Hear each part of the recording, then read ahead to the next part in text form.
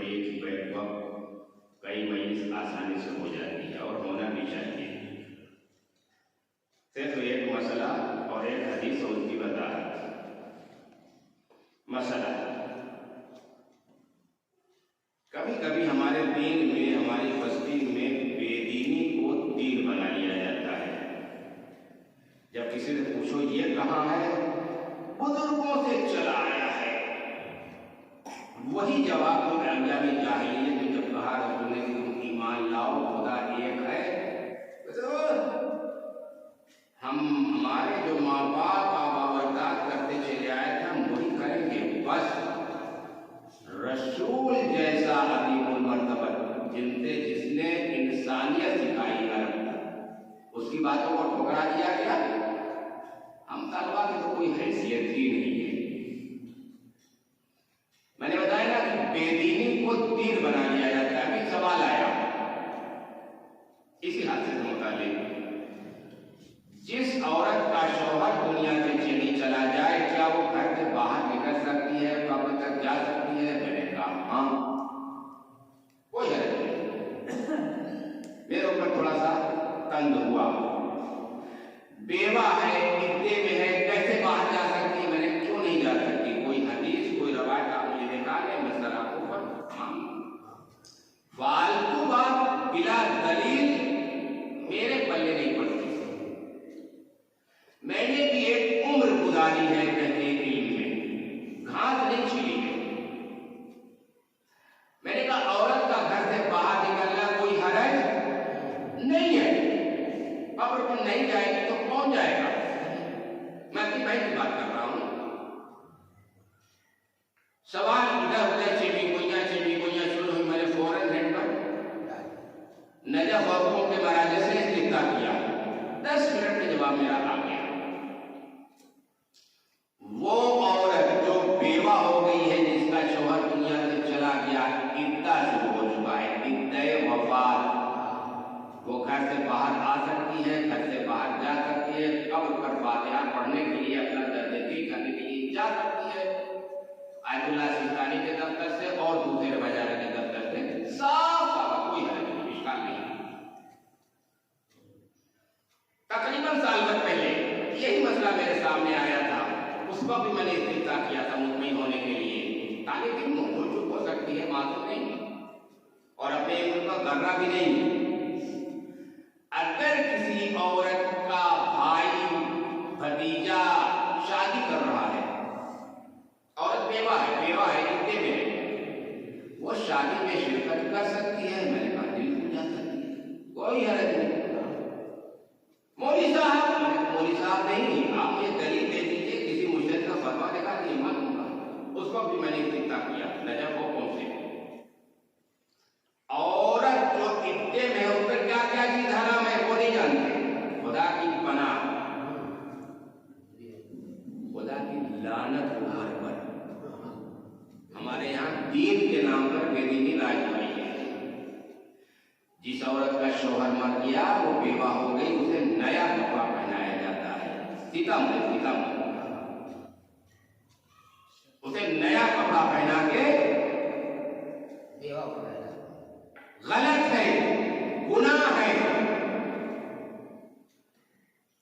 सवाल हुआ था कि भतीजे की शादी में, बहन की शादी में घर से औरत निकल सकती है, जा सकती है, बिल्कुल जा सकती है। हराम क्या क्या चीज है?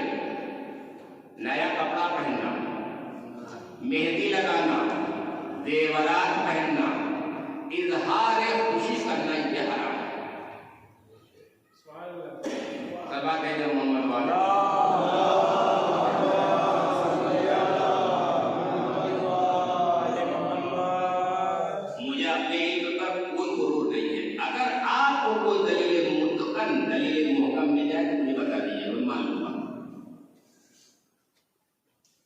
बेवा, उस पर एक सोगवारी, एक अदादारी की कैफियत होना चाहिए। शादी में शिरकत करने में क्या आदत है? मेहंदी लगाना, जेवरात पहनना, नए कपड़े पहनना, इजहार खुशी करना, ये नाजायज है, ये गुनाह है। घर से बाहर जाना कोई हर्ज नहीं है, कोई मुश्किल नहीं, शरम में नहीं है। आप क्या हो तो हो, आपके दीन में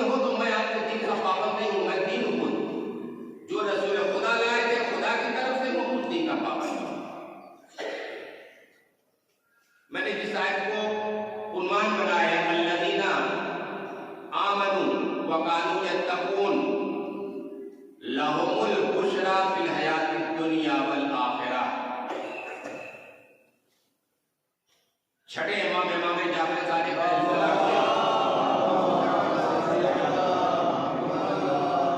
हुकूमत में एक चाहने वाला आया और दिल ही दिल में उसके ख्याल पैदा हो रहा है, सवाल बना रहा है, बोल नहीं रहा। इमाम मातुफिस सुदूर, खुदा की सिफत है।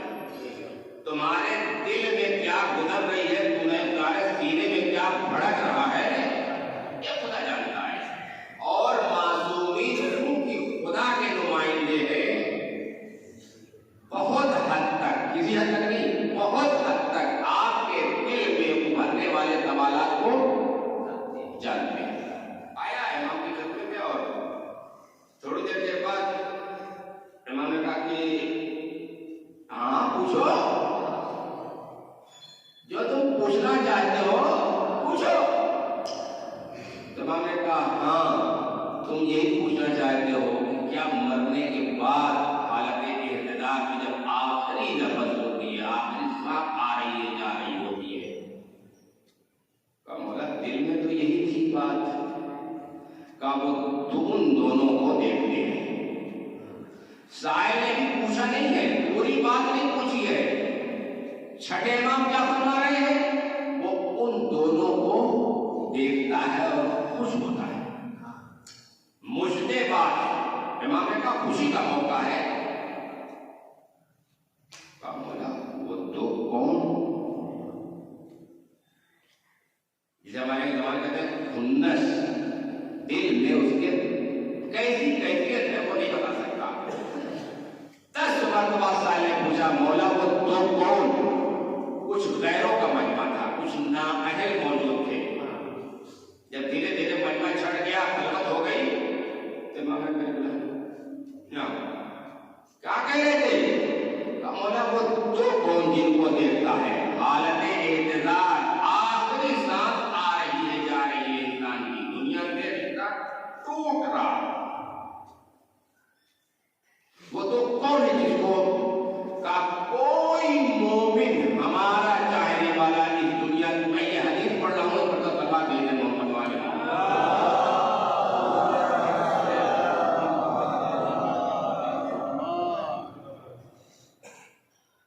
कोई हमारा चाहने वाला दुनिया से नहीं जाता जब तक वो दो शख्सियतें रसूल खुदा और मलाइका ना अमीरुल मोमिनीन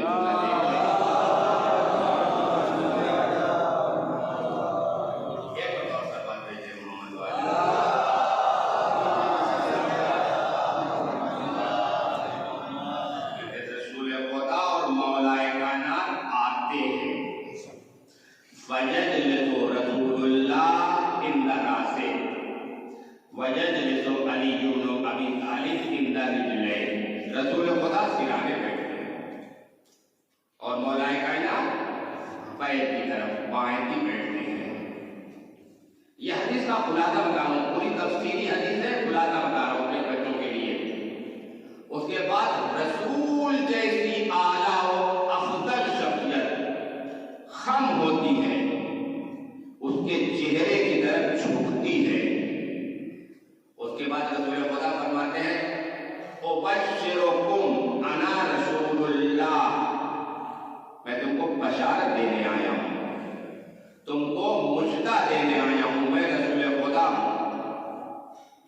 रसूल किनारे हट जाते हैं, अली इब्न अबी तालिब आते हैं, उसी तरीके से उसके सीने पर झुकते हैं, झुक के ही कहते हैं उबश्शिरुकुम अना अली इब्न अबी तालिब कुंत तुहिब्बु, सल्लल्लाहु अलैहि मोहम्मद वाले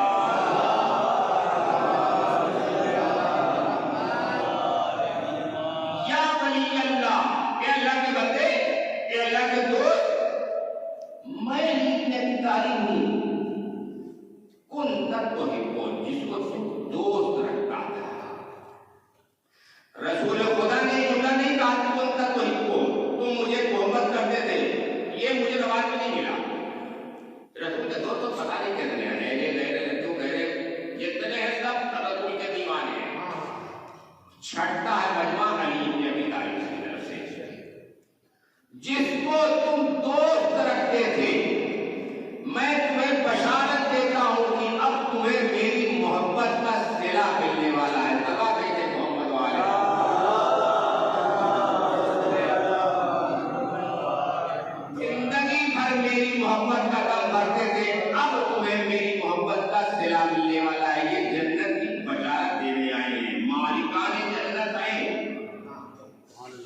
इनके हाथ में है। जैसे छठे इमाम की यह हदीस यहां तक पहुंची, साहिब तक, यमुना रसूलुल्लाह, इसका कुरान में कहीं तस्करा है?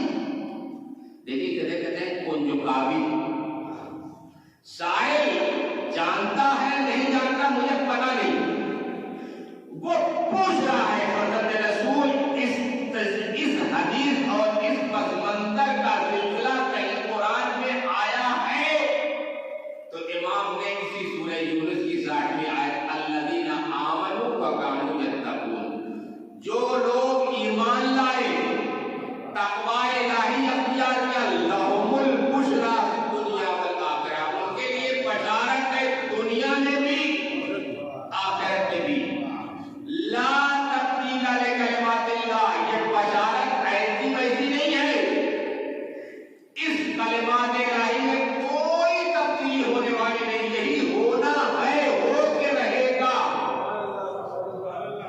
वज़ालिकल फौजुल अज़ीम, इंसान के लिए इससे बड़ी और कामयाबी क्या होगी? सल्लल्लाहु अलैहि वसल्लम।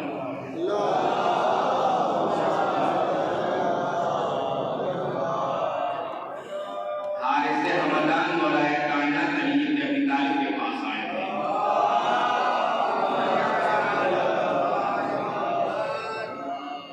कहा मौला एक तमन्ना है, जल्दी अपने मौजू पर आ रहा हूं मुकद्दर। कहा मौला मेरी आखिरी तमन्ना ये थी जब मैं दुनिया से जाने लगूं तो आपको देखूं, आपकी ज़ियारत करके दुनिया से।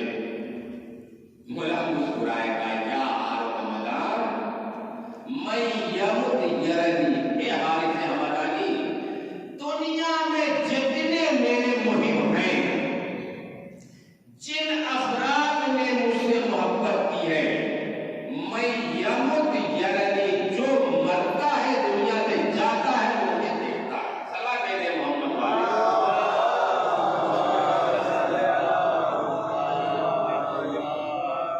दो तीन बातें और इसी दुनिया में कह दूं, जो इस दुनिया से जा रहा है, आखिरी सांस ले रहा है, इस इस्तिलाह से कहते हैं इंतजार, मुहतदिर, बस उसका चल चला, उसके पास नजिस मर्द औरत नहीं होना चाहिए, लोहा और धात की बनी हुई चीज उसके करीब नहीं होना चाहिए।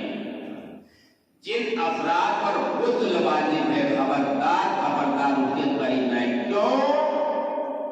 वो दुनिया से रुख मोड़ रहा है, मुंह मोड़ रहा है, अब फरिश्तों के आने का सिलसिला शुरू हो रहा है। अली का वही है, अली और औलाद अली की मोहब्बत का कम से कम समरा, कम से कम नतीजा, फल उसे इस दुनिया में बशारत मिल जाती है। हमारे यहाँ हदीस है, मम्मा ताला हुब्बे आले मोहम्मदिन माता शहीदा, सल्लल्लाहु अलैहि मोहम्मद वाले।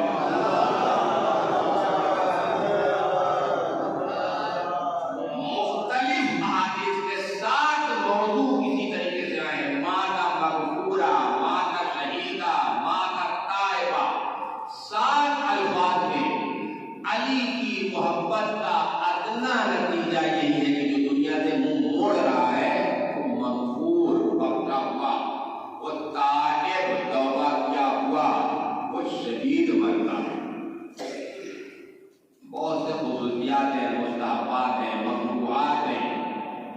दुनिया में अच्छी जिंदगी गुजारी, सख्ती गुजारी, अली का दामन नहीं छोड़ा, तंज हुए, तशनीर हुए, बुरा भला कहा गया।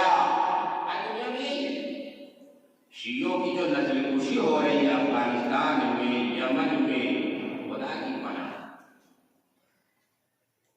बकौल किसी के अगर ये शियत नस्ल कुशी से बस खत्म हो गई होती तो करबला के बाद फिर नस्ल शिया रहती ही नहीं, कोई शिया बाकी नहीं रहता। इब्न ज़ियाद और यजीद ने जिस तरीके से खरीदे थे कूफे वालों को, अगर नस्ल कुशी, मार पीट, कत्ल वारत करी मुरेदी से खत्म होने वाली थी तो करबला के बाद फातिहा पढ़ दी, कोई भी शिया नहीं बचता। शियों के बड़े रुतबे हैं, बड़ी फजीलतें हैं। भैया हो, अली का चाहने वाला हो, वाजबात से काबिल न हो। एक मुअद्दिन, एक कुरान खान परदेश में मौत आई। ताजदार हुसैन मेरे हदीस थे, कुरान पढ़ते थे, दुकानों पे जाकर कुरान पढ़ते थे। बाइसे बरकत है कुरान पढ़ना, घर में दुकान पर पढ़ना। बम्बई की रस्म यह है कि बुलाते हैं, बुला के कुरान पढ़ाते हैं 10 मिनट 15 मिनट, ताकि दुकान खोलने के बाद इसमें बरकत आए, खुदा की रहमत आए। जिंदगी को इस आदमी ने क्या आखिर वक्त में रसूल खुदा मौलाए नानक नहीं आएंगे? अदादारी, मोहब्बत अहले बैत सब कुछ था, जितना था। ये जितना मालूम उतना आपको भी मालूम है, मैं कोई मुबालगा नहीं कर रहा हूं, सिर्फ इतना कहूंगा, बरसात के मुताल्लिक़ से सिर्फ इतना कहूंगा। गुरबत में मौत आई, परदेश में मिट्टी मिली। जनाजे में कई सौ अफराद ने शिरकत की, मैं भी मौजूद था। वरसा से इतना पूछूंगा कि जनाजा दफन होने के बाद तुमको किसी ने मारा तो नहीं, किसी ने तुमको अजियत तो नहीं पहुंचाई, किसी ने तुमको तमाशे तो नहीं मारे, किसी ने तुमको भूखा प्यासा तो नहीं रखा। ये सारी बलाएं सिर्फ करबला में निकट के आ गई। हुसैन के शहीद होने के बाद सैयदे सज्जाद को कोई पुरसा देने वाला नहीं था। सैयदे सज्जाद आलमे नशीब के उतरने को उनके नीचे से खींच लिया गया। बच्चों को तमाचे मारे गए, सकीना के पोछवारे छीने गए। सैयदे सज्जाद को हाथ में हथकड़ियां, पांव में बेड़ियां बनाई गई। करबला से कूफा, कूफे से शाम तक नंगे पैर पापियां डोलाया गया। माँ बहनों को शुक्राने के जनाजा पर बैठा के किस बेदर्दी से नया बनाया फिरा गया। मैं कहूँगा ये सैयदे सज्जाद बाप की शहादत के बाद जो आपको हदीयत हुई, खुदा गवाह है, दुनिया में किसी बेटे को नसीब न हुई। हाँ, एक मरतबा सैयदे सज्जाद से पूछा गया, मौला बाप की शहादत के बाद आपको सबसे ज्यादा कहाँ तकलीफ पहुंची? 3 बार इमाम सज्जाद ने कहा, अच्छा अच्छा अच्छा। पूछने वाले ने सिर्फ इतना पूछा था। सैयदे सज्जाद ने कहा, चंद दिनों पहले मेरे घर की हुकूमत थी, आज भी हमको असीर करके बेवाओं को ऊँट पर बिठा के गुर्बत की जिंदगी में तारुफ कराया जा रहा है। हाल ही सवाया बिन बनात रसूलिल्लाह।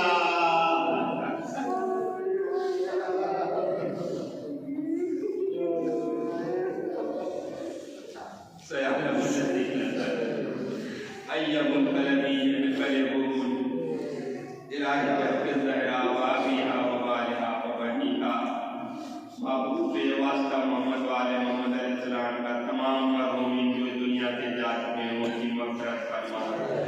खुसूसन ताजदार हुसैन जो दुनिया से बहुत जल्दी चले गए, इन तमाम आमाल जो अभी कुरान खानी हदीस क़ज़ा और महफिल का सवाब उनकी रूह को बख्श दे।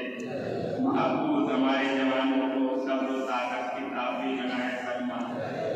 दीन को समझने उस पर अमल करने की तौफीक फरमा। महबूब जो बीमार है उन्हें शिफाए कामिल व आजिल इनायत फरमा। जो मकबूल है उन्हें बारे कर्ज से सुबह दूर फरमा। जो हज गुज़ारने की तमन्ना दिल में लिए हैं उनकी तमन्नाओं को पूरी कर दे। या अल्लाह तेरे मुक़द्दसात आलम की कसम इमाम ज़माना के ज़हूर में ताक़ीद फरमा। તમે ઉઠ્યા વાનો તારે